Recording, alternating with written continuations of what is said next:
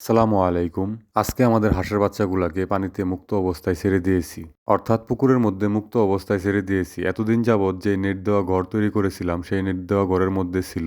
আলহামদুলিল্লাহ আমাদের হাঁসের বাচ্চাগুলা বড় হয়ে গেছে। এখন যেহেতু বাচ্চাগুলা বড় হয়ে গেছে তাই পুকুরের মধ্যে যে খাবার রয়েছে সেই খাবার এখন খাচ্ছে। আপনারা এখানে দেখতে পাচ্ছেন যে ঘরটি রয়েছে সেই ঘরের মধ্যে এতদিন যাবৎ বাচ্চাগুলা ছেড়ে দিয়েছিলাম এবং আজকে প্রথমবারের মতো পুকুরে ছেড়ে দিয়েছি। আপনারা দেখতে পাচ্ছেন হাঁসগুলা সুন্দরভাবে পুকুর থেকে খাবার খাচ্ছে, অর্থাৎ পুকুরের মধ্যে শামুক এবং অন্যান্য যে খাবারগুলা রয়েছে হাঁসগুলা তা খাচ্ছে, আপনারা সেটা দেখতে পাচ্ছেন। এবং পাশাপাশি পুকুরের পাড়ে যে ঘাস রয়েছে সেগুলা খাচ্ছে। এতদিন যাবৎ যেহেতু হাঁসের বাচ্চাগুলাকে পুকুরের মধ্যে আবদ্ধ অবস্থায় রেখে দিয়েছিলাম তাই খাবারের পরিমাণ বেশি লেগেছে। এখন যেহেতু মুক্ত অবস্থায় ছেড়ে দিয়েছি তাই খাবারের পরিমাণ এখন কম লাগবে, কারণ হাঁসগুলা পুকুর থেকে খাবার খাচ্ছে। আপনাদের উদ্দেশ্যে একটা কথা বলে থাকি, সেটা হচ্ছে পুকুর ব্যতীত হাঁস পালন করা একটু ট্রাফ। অর্থাৎ যদি আবদ্ধ অবস্থায় হাঁস পালন করা হয় সেই ক্ষেত্রে খাবারের খরচ বেশি লাগবে, আর যদি পুকুর থাকে সেক্ষেত্রে খাবারের খরচটা কম হবে। আপনাদের উদ্দেশ্যে আমি সবসময় একটা কথা বলে থাকি, সেটা হচ্ছে যে কোনো কিছু পালন করতে গেলে প্রথমত সেটা অল্প দিয়ে শুরু করতে হবে। যদি সেটাতে মনে হয় লাভজনক তাহলে আস্তে আস্তে বড় করতে হবে, অর্থাৎ বাড়াতে হবে।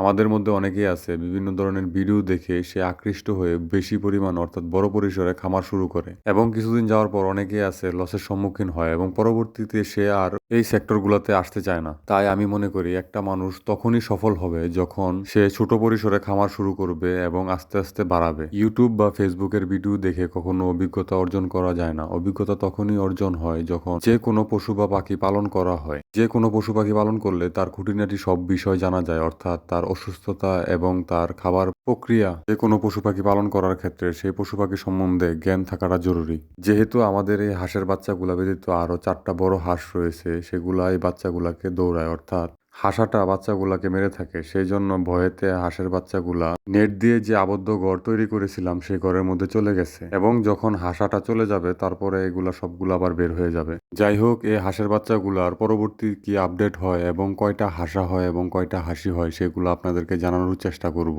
এখনো যেহেতু পুরোপুরি বয়স হয় নাই তার কারণে বোঝা যাচ্ছে না কয়টা হাসা এবং কয়টা হাসি। বাচ্চাগুলাকে এখন ধান খেতে দেই, পাশাপাশি ভুসি এবং অল্প পরিমাণে ফিড খেতে দেই। আজকের মতো এ পর্যন্তই। সবাই ভালো থাকবেন, সুস্থ থাকবেন এবং আমাদের জন্য দোয়া করবেন। আল্লাহ তাআলা যেন আমাদের সকল কাজে বরকত দান করে। আসসালামু আলাইকুম।